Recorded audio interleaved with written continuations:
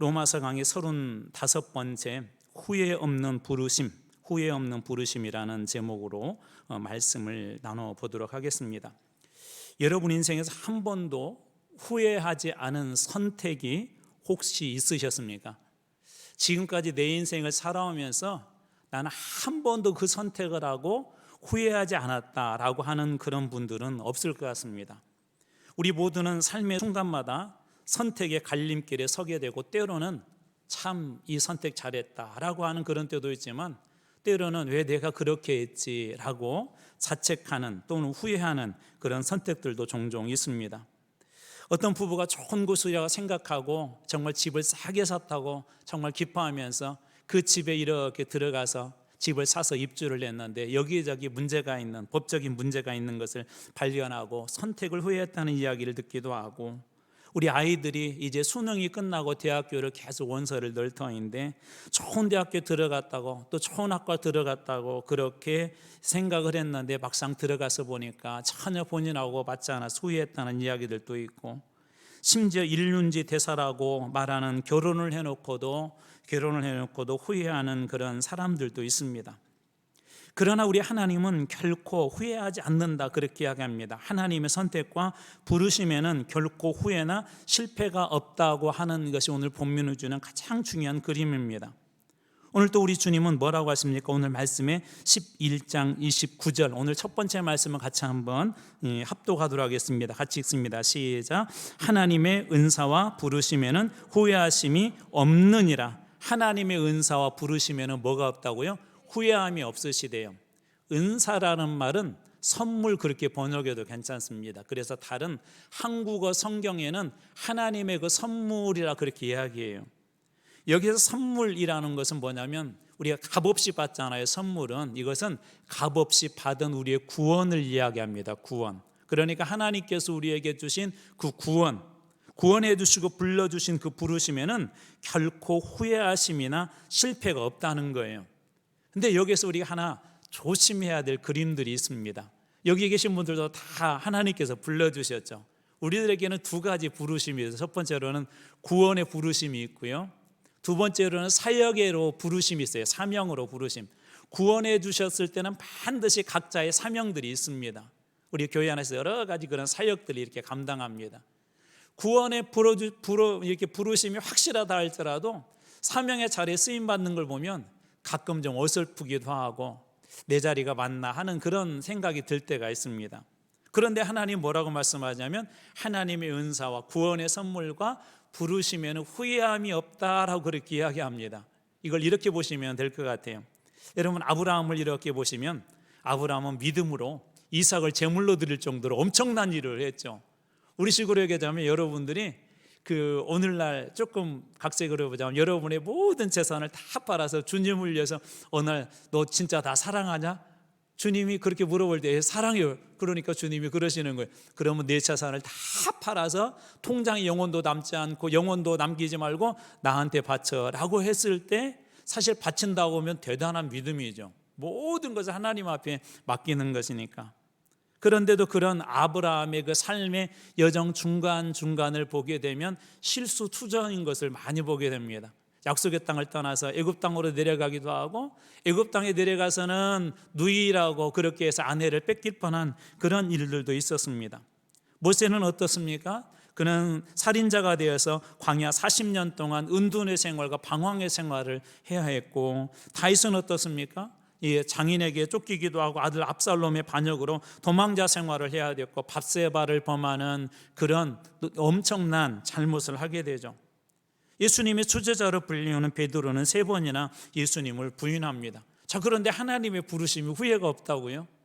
방금 소개했던 사람들만 하더라도, 아브라함이라든지 다윗이라든지 이런 사람들만 보더라도 하나님이 불러주셨지만 그들의 삶의 곳곳에서 어긋나고 있는 그들의 모습들을 보지 않습니까?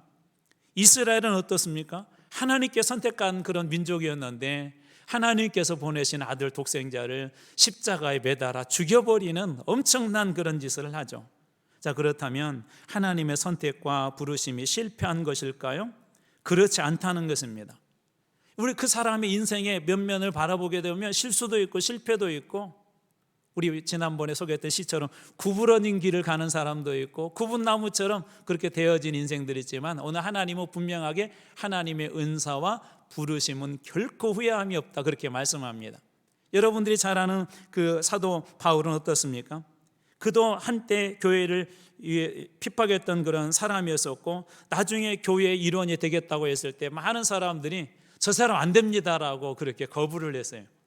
왜냐하면 교회를 핍박하던 사람이었기 때문에 혹시 위장으로 교회 일원이 되겠다고 하고 예수를 믿는다고 해서 이 예수 믿는 사람들을 소위 발본세곤에서 전부 다 감옥에 보내려고 하는 것 아냐라고 하는 그런 헛소문은 아니죠. 그런 소문들이 돌기도 했습니다.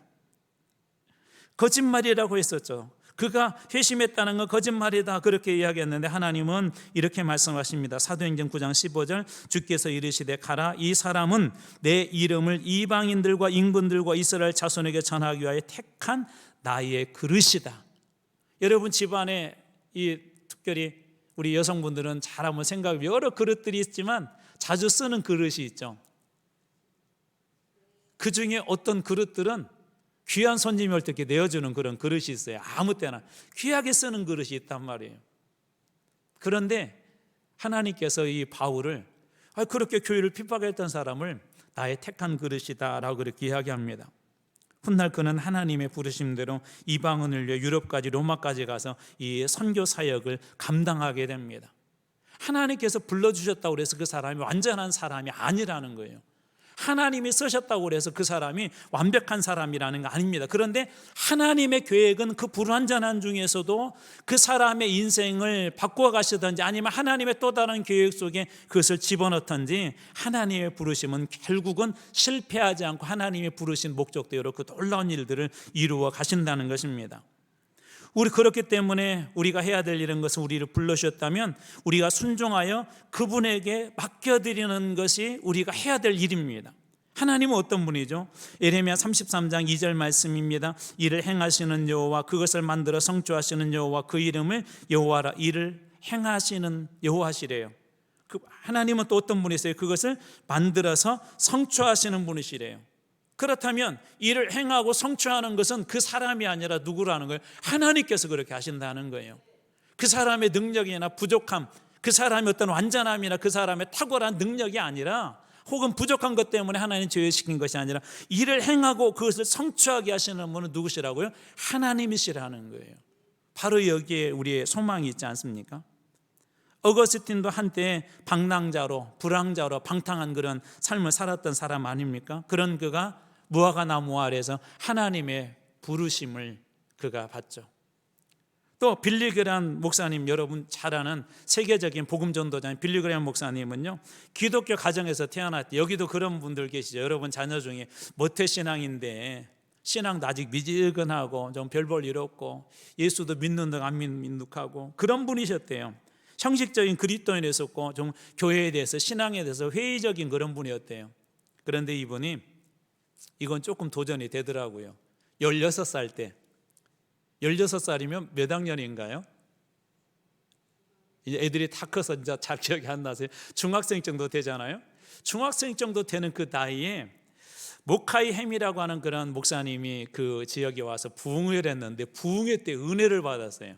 부흥회 때. 그리고 거기서 회심을 하게 됩니다. 그리고 그때 어떤 꿈을 꾸게 되냐면 앞으로 주님을 위해서 복음 전도자가 되라고 하는 그런 이 하나님께서 그런 비전을 주세요. 그래서 그 부르심 응답하여서 나중에 복음 전도자로 헌신하게 되죠. 그래서 빌리그레함 목사님이요, 직접 이렇게 얼굴을 대면해서 복음을 전한 사람이 무려 이렇게 된대요. 몇 명일까요? 네? 2,000명? 2만 명? 2억 명이래요. 직접 얼굴을 대면해서 복음을 와하신 분들에게 복이 있을지어다. 2억 명이래요. 그리고 방송이나 그런 그 매스미디어를 통하여서 설교를 접한 사람이, 복음을 접한 사람이 22억 명이래요. 22억 명. 엄청나죠.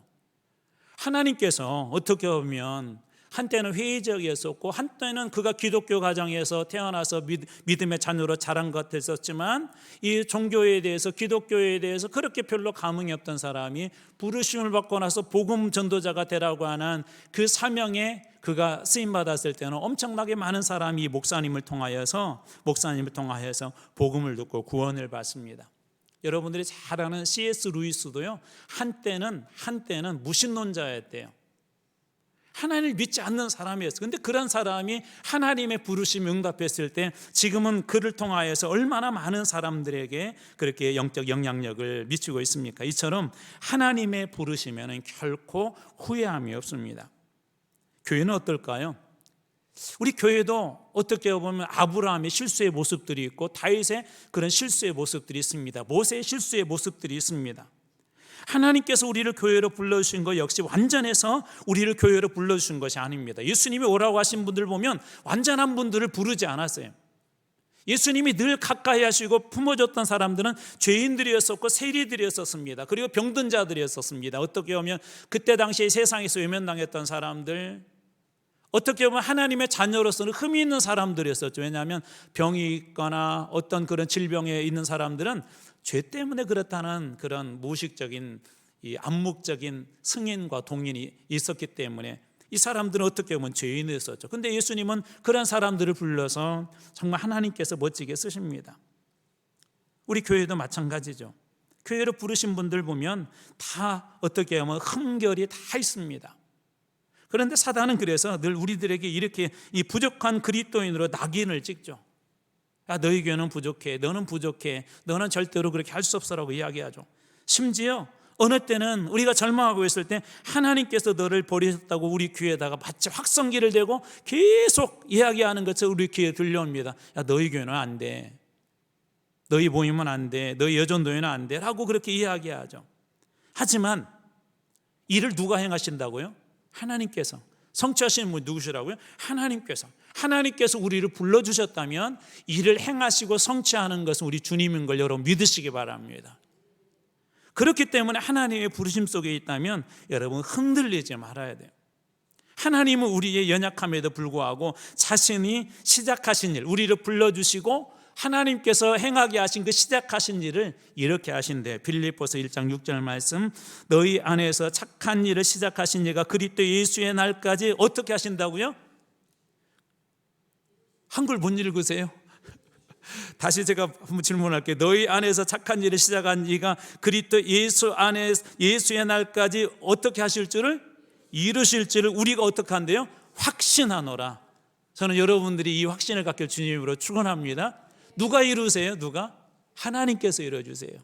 하나님께서 우리를 불러주시고 우리가 비록 부족하지만 하나님께서 구원의 자리로 불러주시고 사명의 자리로 불러주셨다 하면 이걸 누가 이루세요? 우리 하나님께서 반드시 이루실 것이라고 이 바울은 고백하지 않습니까? 예수의 날까지 반드시 그 부르심에 합당하게 우리를 세우시고 쓰실 것입니다. 저는 우리 교회도 분명히 하나님의 부르심에 그 목적과 뜻이 있다고 봐요. 맞아요. 여전히 부족해요. 여러분들 저 보셔서 알겠지만 여전히 흠이 많아요. 여기저기 구멍이 숭숭 뚫려 있어요. 우리도 마찬가지잖아요. 우리 모임들도 마찬가지예요. 그러나 하나님께서 정말 이 교회로 불러주셨다면, 하나님께서 여러분들에게 불러주셔서 그 직분을 주셨다면 좀 부족해도 누가 이루세요? 하나님께서 이루실 거예요. 하나님은 어떤 분이에요? 신실하신 분, 약속하신 바를 반드시 이루신 분이 우리 하나님 아니십니까? 자, 그렇다면 이 부르심 중에 우리 두 가지가 있다고 그랬는데 이러한 부르심은 어떤 사람에게 주어질까요? 자, 부르심이 아까 두 가지가 있다고. 첫 번째로는 우리를 구원으로 불러주시고 두 번째로는 사명, 사역으로 불러신다고 그랬어요. 하나님의 부르심, 특별히 구원으로 부르시면 특정 사람에게 한정하지 않는다는 것입니다. 바꿔볼게요. 하나님은 모든 민족, 모든 열방을 부르시고 계세요. 하나님은 한 사람도 구원받지 못할 영혼이 없다고 모두 다 이 구원의 자리로 초대합니다. 그렇기 때문에 이런 얘기예요. 이스라엘이라고 너희들이 선택받았다고 자랑할 것도 없고 선택받지 못한 이방인이라고 해서 절망할 필요도 없다라고 이야기하세요. 이렇게 바꿔볼게요. 여러분이 볼 때 저 사람은 조금만 전도하면 예수 잘 믿을 것 같아 라고 그래서 굳이 거기에 대해서 막 너무 큰 희망을 가질 필요도 없고, 또 어떤 사람은 복음을 전하는데 여러분의 가족 중에도 그런 분이 있죠. 남편 중에도 절대, 저는 그런 얘기 들어봤거든요. 목사님, 제 남편은 절대 예수 믿을 사람 아니에요. 그렇다고 해서 절망할 필요가 없다는 거예요. 왜요? 하나님은 그런 모든 사람들을 포함해서 다 구원의 자리로 부르시고 계시기 때문에 그렇습니다. 우리 지난 시간에, 오후 시간에 엠바이블 시즌2의 요나를 이야기했어요. 요나는 이스라엘의 선지자가 아니라 이방의 땅의 선지자로 보내졌죠. 어느 나라로 보내졌죠? 아수르라고 하는 나라의 수도인 니느웨로 보냅니다. 우리 그때 보았던 말씀 제가 한 번 더 읽어드릴게요. 요나서 4장 11절, 하물며 이 큰 성읍 니느웨에는 좌우를 분별하지 못하는 자가 12만 명이요 가축도 많이 있나니 내가 어찌 아끼지 아니하겠느냐 하시니라. 하나님 이방의 땅인데요, 여기에는 좌우를 분별하지 못하는, 하나님을 알지 못하는, 이게 죄악인지 아닌지 알지 못하는 그런 사람이 12만 명이나 된대요. 원수 같은, 이스라엘에게는 원수 같은 존재인데 하나님은 요나를 어떻게든지 그리로 보내잖아요. 저 같으면 화가 나가지고 그러면 때려치시오 그럴 것 같아요. 하나님 막 그렇게 몇 번이나 설득했는데도 도망치고, 배 타고 저 멀리 하나님 계시지 않는 곳으로 도망친다고 도망하고, 바다가 막 풍랑이 일면 빨리 먼저 해결을 해야 되는데 나중에 막 이방 사람들이 와가지고 막 깨울 때까지 그때도 별 반응도 안 하고, 그런데도 하나님은 그 요나를 다시 깨우고 신앙의 자리로 부르시고, 그래서 다시 그 니느웨 땅으로 보내서 그 니느웨 땅의 사람들을 구원하는 그런 일을 행하지 않습니까? 사도 바울을 불러주신 그 이유도 그 마찬가지죠. 하나님께서는 이방의 사람들을 위해서 하나님께서 그를 불러주셨죠. 하나님께서 순종하지 않은 그들을 향하여 불러주셨는데, 예를 들면 로마서 11장 30절에 너희가 전에는 하나님께 순종하지 아니하더니 이스라엘이 순종하지 아니함으로 이제 긍휼을 입었는지라. 순종하지 아니하는 이스라엘뿐만 아니라 이방인들에게도 하나님께서 그렇게 보내지 않습니까? 또 우리에게 맡겨준 대명령도 무엇이죠? 구원은 하나님께서 모든 사람에 미치고 있음을 알 수가 있는데요, 마태복음 28장 19절 20절입니다. 그러므로 너희는 가서 모든 민족을 제자로 삼아 예외 없게 하라는 것입니다. 모든 민족이란 이스라엘뿐만 아니라 모든 나라, 거기에는 우리들도 포함이 돼요. 그렇기 때문에 우리가 그 복음을 만난 것입니다. 우리 여기서 알 수 있는 것이 하나가 있는데, 하나님은 모든 민족을 구원의 자리로 부르신다. 하나님의 부르심의 가장 큰 이유는 구원의 부르심인데요, 목적은 구원의 부르심인데요, 이 모든 사람을 하나님께서 초청하고 계신 것을 볼 수 있습니다. 또한 하나님의 꿈은 무엇이죠? 여러분들이 잘 아는 말씀 중에 하박국 2장 14절, 이는 물이 바다를 덮음같이 여호와의 영광이 인정하는 것이, 여호와를 인정하는 것이, 여호와의 영광을 인정하는 것이, 여호와의 복음을 받아들이는 것이 이 세상에 가득함이라. 하나님께서 꿈꾸는 꿈이 바로 이런 것 아닙니까? 이 복음은 누구도 제한하지 않고 하나님께서 그 사람의 능력이나 그 사람의 도덕적인 것이나 그런 것들을 보신 것이 아니라 하나님의 한 사람도 예외 없이 모두를 그 구원의 자리로 불러주시고 계시다는 거예요. 또한 오늘 우리가 믿는 사람들은 하나님께서 이 사명의 자리로 우리를 불러주십니다. 우리가 오늘 이 자리에 있는 이유도 주님께서 불러주셨기 때문에 우리가 있는 거예요. 내가 예수 믿겠습니다, 내가 예수 믿어서 죄가 없겠습니다, 우리가 결단한 것 같지만 죄가 없어지는 것도 우리 스스로 할 수가 없는 거예요. 하나님께서 그렇게 불러주셨다는 것입니다. 전에 우리 성도들하고 일상에서 만난 교리라는 책을 가지고 같이 이 스터디를 한 적이 있었는데, 작곡가 유희열 씨에 관한 이야기가 거기에 이렇게 나왔어요.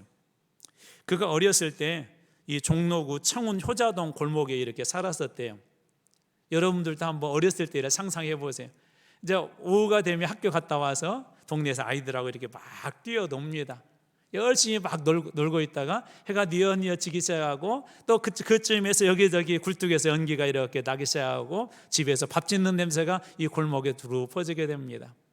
그럴 때 저 골목 끝에서부터 여기저기에서 담벼락을 넘어서 골목으로 소리들이 들렸는데, 아무개야 밥 먹으러 와라, 아무개야 빨리 밥 먹어, 빨리 와 라고 그런 소리가 들려온대요. 그런데 어느 순간 유희열 씨는 홀로 골목에 덩그럽게 혼자만 이렇게 남았대요.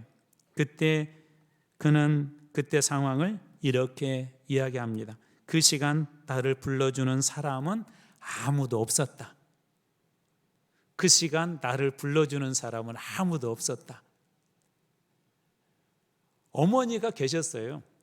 그런데 여러분, 만약에 그런 상황에서 어머니도 없는 다른 친구들은 전부 다 엄마가 자기 이름을 부르면서 야, 밥 먹으러 하라, 밥 먹으러 하라 할 때 집으로 다 돌아갈 때, 만약에 엄마가 없는, 아니 부모님이 없는 그런 사람이라고 했을 때, 이 마지막 순간 홀로 남았을 때 그 가슴에, 그 마음의 상처는 얼마나 컸을까요? 물론 유열 씨 어머니는 밤늦도록 일을 하셨기 때문에 다른 친구들처럼 저녁에 와서 이 밥을 지었고 아들을 부르는 그런 일을 할 수는 없었어요. 근데 저는 그 문구가 이렇게 마음속에 참 애잔하게 느껴지더라고요. 그 시간 나를 불러주는 사람은 아무도 없었다. 어두운 밤길에서 아이가 할 수 있는 일은 아무도 없어요. 아무것도 없어요. 엄마가 불러주지 않는다면 덩그러니 홀로 그 골목길에 서 있을 수밖에 없습니다. 그래서 이 책에서 저자는 구원으로 부르심도 이와 같대요. 하나님께서 우리를 구원으로 불러신 이유를 저자는 이렇게 말하는데요. 하나님은 내 안에 있는 것을 근거로 나를 부르지 않았다. 다시 한번 읽어드릴게. 이 말이 무슨 뜻인지 한번 상상해 보세요. 하나님은 내 안에 있는 것을 근거로 나를 부르지 않았다. 무슨 얘기냐면 내 안에 무엇을 근거로? 네가 얼마나 많은 죄를 짓고 네 마음속에 나쁜 생각이 있고 악한 것들이 들어있고, 아니면 혹은 내가 참으로 의롭기 때문에 선한 일을 했기 때문에 좋은 마음을 가지고 있기 때문에 그것을 근거로 해서 하나님이 우리를 불러주지 않았다는 거예요. 그러면서 저자는 또 이렇게 합니다. 나의 자격은 오직 하나님으로부터 시작하는 것이다. 무슨 얘기냐면 하나님께서 이런 세상의 근거가 아니라 사랑하셔서 우리 한 사람 한 사람의 이름을 구체적으로 불러주셨다는 거예요. 죽은 나사로를 향해서 그냥 무조건 이 무덤에 있는 자여 나와라 그렇게 부르지 않고 예수님이 정확하게 이름을 부르요. 나사로야라고 부르는 것처럼 하나님께서 여러분 한 분 한 분을 이름을 불러주셨기 때문에, 주님이 불러주지 아니하면 우리는 이 부르심의 자리, 구원의 부르심의 자리 어느 누구도 서 있을 수 없고 홀로 덩그러니 그 골목에서 인생의 모든 것이 다 끝났는데도 홀로 버려진 아이처럼 그렇게 서 있을 수밖에 없다는 것입니다. 우리 삶의 계획이나 노력으로 구원받은 것이 아니라 하나님이 우리를 불러주셨기 때문에 그런 거예요. 제가 이 이야기 한번 했었잖아요. 초등학교 때 저희 선생님이 출석부를 안 가지고 왔는데요, 그때 제 이름을 불러주면서 이렇게, 종구가 왜요 선생님? 그랬더니 교무실에 가서 출석부 좀 가지고 와. 저는 지금도 얼마나 그게 자랑스러운지 몰라요. 저는 좀 자존감이 낮은 아이였거든요. 근데 선생님이 제 이름을 불러줬다는 거 하나만 가지고도 자존감이 쑥 올라가더라고요. 그런데 여러분, 우리는 누가 불러주셨어요? 하나님께서 여러분 한 분 한 분 이름을 정확하게 지명해서 불러주신 거예요. 구원의 자리로 불러주시고, 오늘 여러분들을 직분의 자리로 불러주시고, 사명의 자리로 불러주셨어요. 만약에 우리 주님께서 만약에 어떤 일을 맡기고자 할 때 여러분들이 이곳에 있는데 다 불러서 모든 사람들이 주님을 영광을 위해서 쓰임 받으러 가는데 홀로 덩그러니 이곳에 한번 서 있다고 한번 상상해 보세요. 그것만큼 불행한 것이 어디가 있겠습니까? 하나님의 나라에, 우리가 천국에 나중에 이게 다 들어가게 될 때 하나님의 심판대 앞에 선다고 그러잖아요. 그럴 때 하나님께서 이름 부를 거예요. 하나님께서. 이 세상의 시간과 하나님의 시간이 다르기 때문에 저는 이렇게 봐요. 동시에 다 죽은 사람들을 놓고 부를 거예요. 우리 시간으로 생각하시면 안 돼요. 그런데 그때 하나님의 이름을 다 부르는데 그때 내 이름만 없다면, 저 멀리 우리 아들들이 있는데 우리 자녀들의 이름만 없다면, 나와 함께 신앙생활했던 사람들이 대부분 다 주님께서 불러주셔서 천국에 들어갔는데 그 자리에 내 이름이 없고 내 남편의 이름이 없고 내 가족의 이름이 없다면, 여러분 그것만큼 불행한 것이 어디가 있겠습니까? 그런데 여기 한 가지 희망이 있어요. 무엇으로 하나님께서 우리를 불러주셨다고요? 도덕적인 여러분의 어떤 선함 때문에? 아니, 여러분들이 선한 행실 아니에요. 디모데에게 보낸 바울의 두 번째 편지에도 디모데후서 1장 9절에도 이렇게 이야기합니다. 하나님이 우리를 구원하사 거룩하신 소명으로 부르심은 우리의 행위대로 하심이 아니요. 여러분들의 행위가 뛰어나서가 아니라 어떻게 했다고? 오직 자기 뜻과 하나님의 뜻과 영원 전부터 그리스도 예수 안에서 우리에게 주신 은혜대로 하심이라. 우리가 은혜로 부르심 받은 거예요. 목사가 되었다고, 장로가 되었다고, 권사가 되었다고 자랑할 것도 없어요. 은혜로 하나님께서 그 자리에 세워주신 거예요. 내가 먼저 구원받았다고, 하나님께서 다른 사람보다 나에게 축복 많이 해주셨다고 자랑할 것이 없다는 거예요. 하나님의 은혜로 우리는 그렇게 된 것입니다. 그리고 이 부르심이 확실하다면 하나님께서 불러주시고 누가 그 일을 이루신다고요? 하나님께서 일을 성취하시고 일을 행하시고 성취한 거 하나님께서 하실 거예요. 우리는 순종해서 하나님이 하시는 대로 그냥 하라고 하면 돼요. 우리가 해야 될 것은 순종하여 충성하면 반드시 이 부르심의 효과는 나타납니다. 하나님께서 우리 교회에게 주신 놀라운 은혜들이 있다면 우리가 순종하게 될 때 하나님의 부르심의 영광들과 효과들은 반드시 나타날 수밖에 없습니다. 여러분들 이렇게 막 두통이 심하고 어떤 일이 있어서 병원에 갔는데 의사 선생님이 약을 처방해 주잖아요.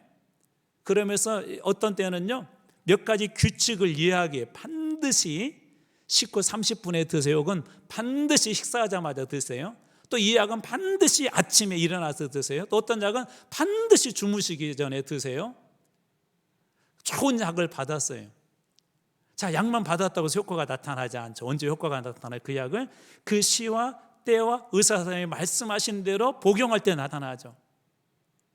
왜 우리는 이럴까? 왜 내 삶은 이럴까? 하나님께서 나를 구원해 주셨다고 해요. 저 사람은 저렇게 간증이 많은데 내 인생은 왜 그럴까? 그 중에 여러 가지 이유가 있겠지만 하나님이 딜레이 이렇게 좀 늦출 수도 있지만 그 중에 하나는 뭐냐면 우리가 그 좋은 약속과 축복과 은혜를 붙잡고는 그냥 손에만 들고 있는 거예요.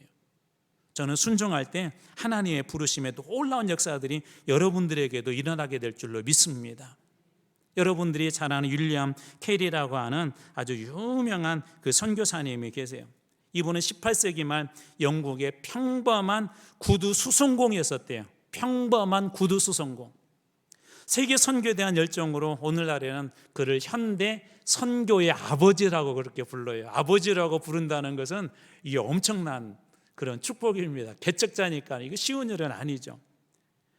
그의 선교의 헌신과 초기의 어려움에 관한 그런 많은 일들이 있는데 이분도 무려 19살이에요.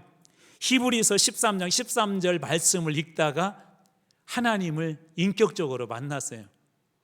여러분 성경 우리 자녀들한테 읽히세요. 언제 하나님께서 그 말씀을 통해 그 아이들과 정말 인격적인 깊은 교제를 할지 몰라요. 저는 그런 생각도 들더라고요. 이번에 제가 예전에 섬겼던 교회 목사님이 건강이 너무 안 좋으세요. 그래서 주일날 급히 저녁 때 올라갔다 이렇게 뵙고 이렇게 내려왔는데 그 중에 같이 예전에 저보다는 오래전에 이렇게 그걸 사역했던 이 선배 목사님이신데 성경 동화책을 썼는데 너무 잘 썼더라고요. 그 동화책을 아이들에게 그냥 설교로 해도 되겠더라고요. 유아유치부 아이들 같은 아이들에게. 그리고 뒤에 적용까지 되어 있는데 목사인 제가 들어도 막 은혜가 돼요. 그래서 제 마음속에 하나님 이거 앞으로 우리 교회 태어난 애들 가정에 선물해 주면 참 좋을 것 같은데 아니 정말 왜요? 아이들에게 말씀 어렸을 때부터 들려주고 싶어서 아이들에게. 이 선교사님이요 히브리서 13장 13절 말씀을 읽다가 하나님을 인격적으로 만나고 회심하고 선교에 대한 그런 꿈을 꿉니다. 선교에 대해 헌신했을 때 작정했을 때 주변의 반응은 근데 싸늘했어요. 그때는 오늘날은 그래도 뭐 선교 우리 대한민국 그러지만 그때는 그런 게 없었거든요. 아버지는 뭐라고 한 줄 아세요?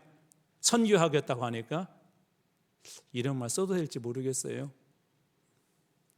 미땡놈. 네. 아버지가 그랬대요. 야, 무슨 선교는 밥이 나오냐 뭐가 나오냐. 너 미친 사람 아니야. 한 목사님은 이복의 젊은이 그만 열내고 자리에 앉게 막 선교에 대해서 하나님께 주신 막 그 비전을 얘기하니까 그만 열내고 자리에 앉게 무슨 선교는 선교야라고 그렇게 이야기했대요.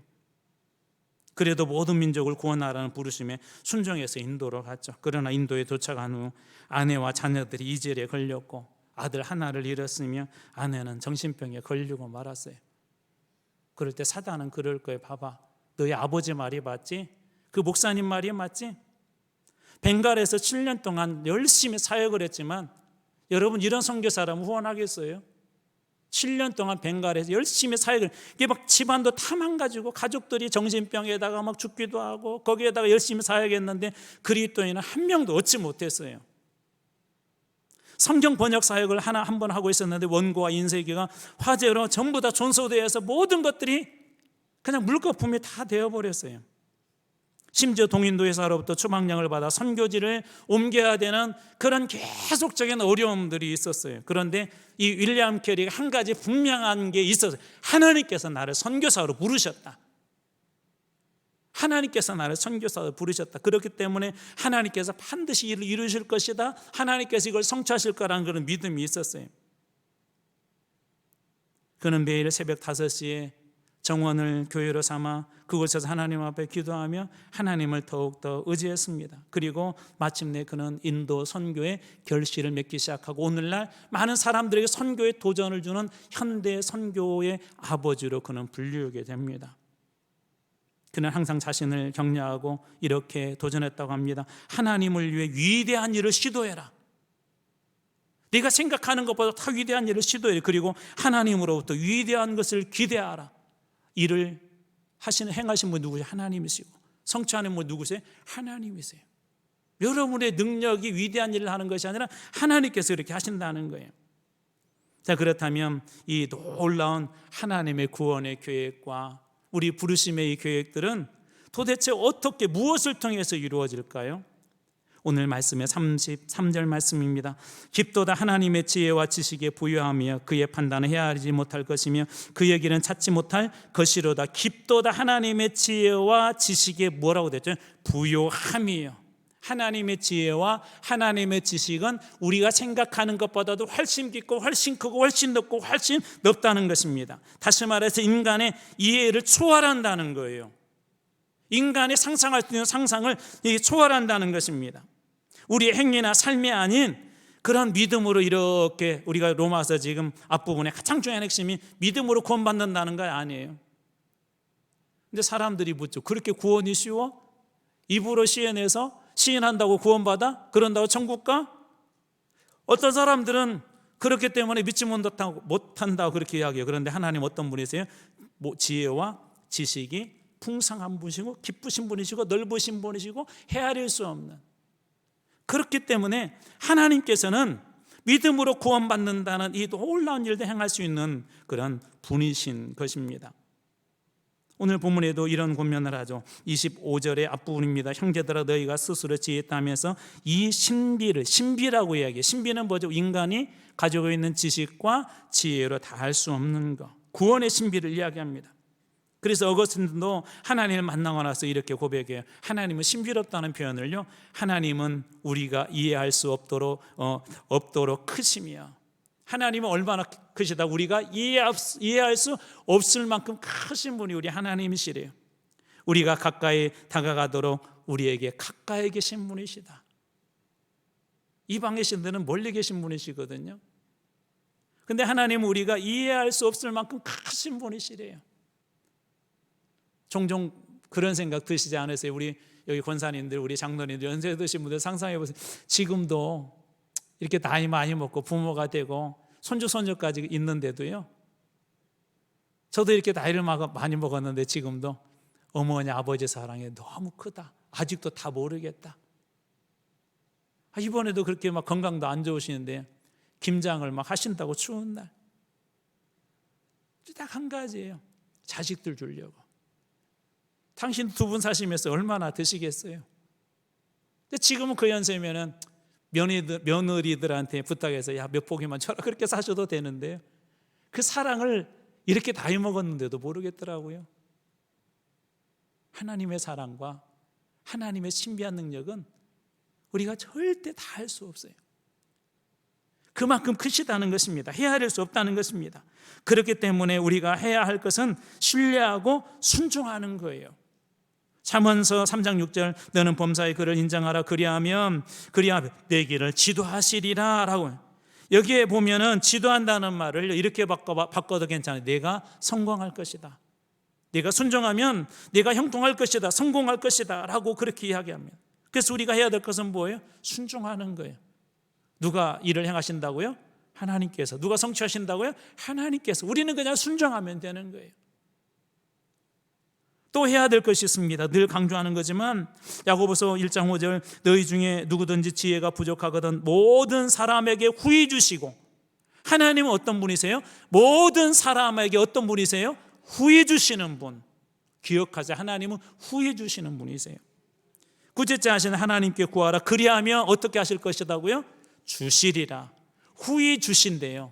하나님께서 반드시 주신대요. 우리가 구하는 것보다도 넘치도록 그렇게 주시는 분이시래요.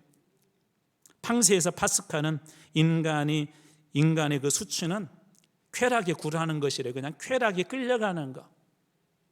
제가 이 문장을 보면서 무슨 생각이 들었냐면 그리스도인들의 수치는 세상 세류에 끌려가는 것. 기도 없이 말씀에 붙잡으려고 하는 그런 몸부림 없이 하나님의 축복을 받으면서도 축복을 받기를 원하면서도 기도도 없이 말씀도 없이 살아가면서 축복을 받으려고 하는 그런 게 우리 그리스도인들의 수치 아닐까요?